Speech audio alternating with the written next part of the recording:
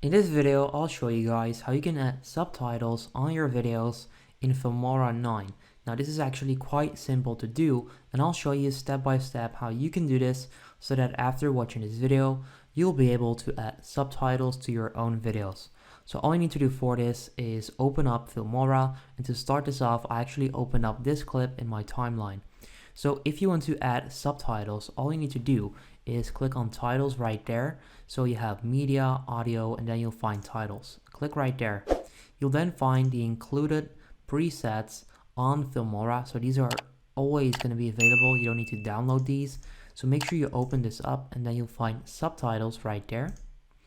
And then if you click on that, you'll find a few different styles. So you have this one with a black background and yellow letters, and you have just a few different subtitles. I'll just go with the basic one right here.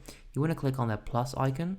You can then use that. You can then drag this out. So if you want to make this longer or shorter, you can do that.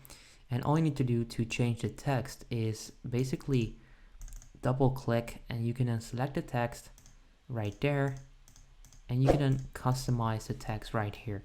So this is where you would then type the subtitles. So how to add the subtitles to your videos, and then you can select the second sentence in Filmora 9.